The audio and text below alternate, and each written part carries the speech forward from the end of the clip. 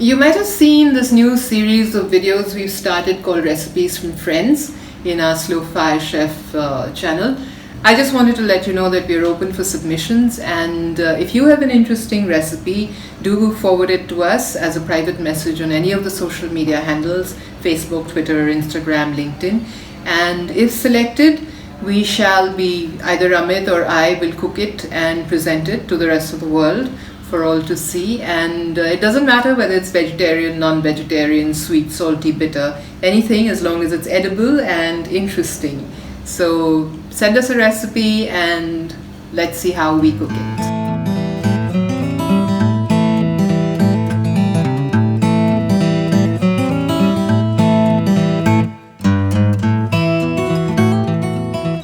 Hi. So I encountered Dal Gosht when I was around 15 years old, and this friend of my parents, he'd invited us over, and he was very excited because his cook had made this amazing dish called Dal Gosht, and it was yummy, it was amazing, but it was also really hot. I remember having gallons and gallons of water. It was one of the yummiest dishes that I'd met till then, and I promised myself that whenever I could cook, I would make it, but not with so many chilies. So let's go find out more about Dal Gosht.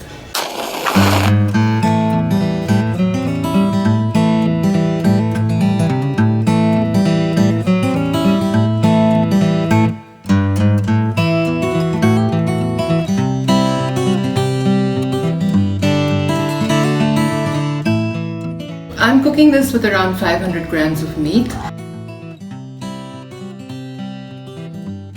The chana dal, I've taken 4 tablespoons of, and I've soaked it for almost an hour because otherwise it won't cook. We have 2 medium onions, very thinly sliced. If you can't slice it so thin, it doesn't matter, but the thinner the slices, the more brown they get. And of course there's yogurt. There's no tomato in this dish. And there's ginger garlic paste, salt, pepper, turmeric, garam masala. There are a variety of garam masalas in India. I found that whichever city I've lived in, the garam masala always varies in taste. So if you're, depending on which region you're in, whether it's Gujarat or Punjab or Bengal or anywhere in the south of India, you'll find that the garam masala taste changes. So you'll need to actually try and figure out which is the taste that suits you best. What I do is I grind my own, and I keep it really simple. I just use cardamom and clove and cinnamon. But the others tend to come fully loaded with nutmeg and mace and shajira and tej patta and everything sort of, mixed into it, along with lots of pepper and stuff. So you need to pick your own garam masala and figure out which is the one that really suits your palate. And there's also mint leaves. The mint leaves are a very, delicate touch to this dish. And for the heat element, I'm using green chillies. For the color, I'm using Kashmiri mirch because I don't really eat the regular red chili powder. Amit loves it, but I find it doesn't agree with me, so I avoid it. I use green chilies instead. These are the only ingredients that you need. There are 2 marinades to this dish. So the first marinade is just the garam masala, the salt, turmeric and the red chili powder. That's it. And you sort of make sure that you sort of squeeze the masalas well into the meat so that it really soaks it all in, and you keep it aside for half an hour. While you're waiting in this half an hour, you can of course sit and pick the mint leaves, and you just need a handful, so it's doable. After half an hour, you put in the yogurt, you put in the mint leaves, you put in the pepper, you put in the ginger garlic paste, and you mix it all up and keep it aside for maybe another 10-15 minutes or while your oil is heating. One important part of the marinade is sugar. Chana dal somehow likes sugar, I found. Whenever you make it slightly sweet, the better it is. Of course, a lot of people add jaggery and things. You can do that if you like. I've used raw sugar. It's just 1 teaspoon of it, and it makes a lot of difference to the taste. Heat 3 tablespoons full of oil in the pressure cooker, and once it's warm you crush a couple of bay leaves and add it. I crush it because then I feel that the bay leaf gives out more of the fragrance. You can also just put them in whole if you like.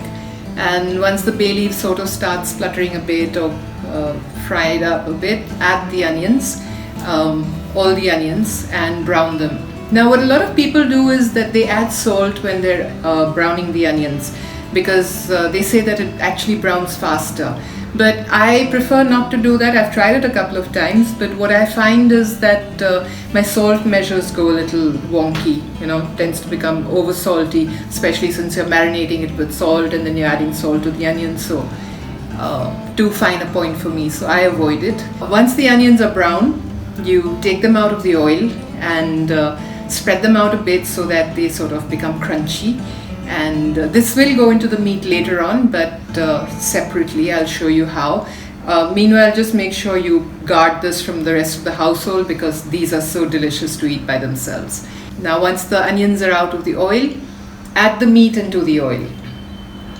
The meat goes in and you stir it around a bit, put the flame on simmer and let it cook. Let the meat release some of the water and dry up, and slowly you'll find the colors changing to a darker red hue, and of course the fragrance of that minty garam masala hits you, and you know that the masalas are cooked. That's when you add the dal along with the water. Don't throw away the water of the dal, because again, chana dal has a lovely fragrance aroma of its own, and the water would contain that fragrance, so you want to add that to the meat as well. So you add the dal along with the meat. One more thing, bit of advice on pressure cookers is never beat your ladle against the rim of the cooker, because what happens is it sort of spoils the edges, and then before you know it, within a month or two, your pressure cooker is not functioning properly anymore. So just make sure, if you have to beat your ladle, do it against your hand. And there's no need to add more water. This would probably be around 1 cup of water to that dal, and because we don't want a thin gravy, we want a thickish gravy. So whatever gravy there is right now in the pressure cooker, you'll find that the dal will soak it up by the time it's done. So you add the dal in, you wait for it to come to a boil. Now this measure of dal that I have taken, this particular tin has a story of its own. This tin is actually as old as Amit and my relationship, which is almost 26 years, if not more. This is when, in those days, there were no hypermarkets, and a store called Nan's had just opened up. And Amit and I were very excited, and we went shopping over there, and we discovered this pate. And of course, we were pretty broke in those days. So we couldn't afford to buy too much of it, and whatever few cans we bought, we sort of held on to them, and there are, I think, 2 or 3 of them who've been traveling with us for the last 26 years, wherever we've gone, a very integral part of our kitchen, and they do a lot of hard work in measuring out a lot of things. So this is the tin that has been with us for a while, and this is my measuring unit. Anyway, to get back to the dal gosht. So once the water has come to a boil, and before you shut the lid, you mash up the onions, those lovely brown, yummy, delicious onions. Mash them up and you add them to the gravy. This is something that I've actually discovered from those Shan masala boxes, and in the instructions they always tell you fry the onions, take it out and add it later. And believe me, it actually makes a huge difference to the taste of the curry, the gravy that you finally end up with mutton.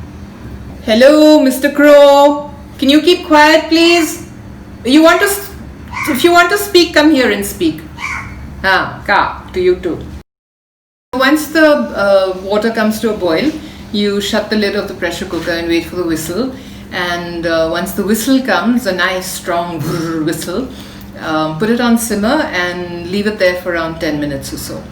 And after 10 minutes, you can switch off and your meat should be cooked. After you've switched off, wait for the pressure to drop. Once the pressure drops, Open the lid and see the beauty there before your eyes.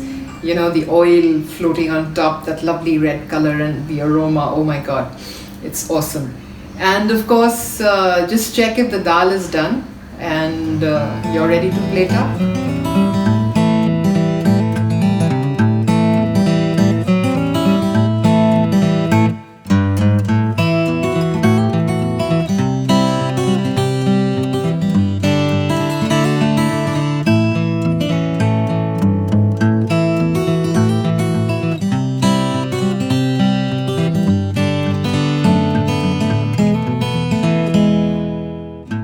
For the garnish, just use a little bit of mint leaves and a few juliennes of ginger.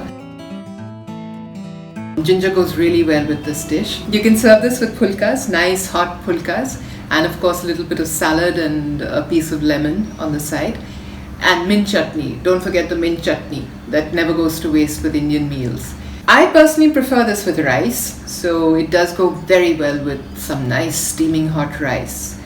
So that's it. This is Dal Gosht in all its glory, and I do hope you enjoy it.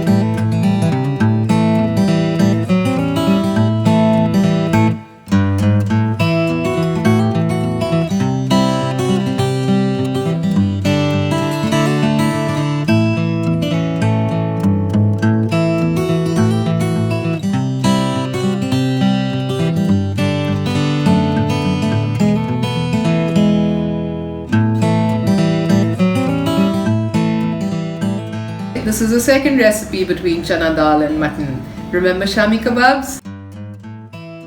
So I hope you do enjoy this meal, and thank you for watching. See you again next week when Mr. Mehra is going to come back with what he said was his usual recipe. So I'm sure it's going to be something really nice and wicked and delicious. Maybe some booze in it. And see you then. Bye bye.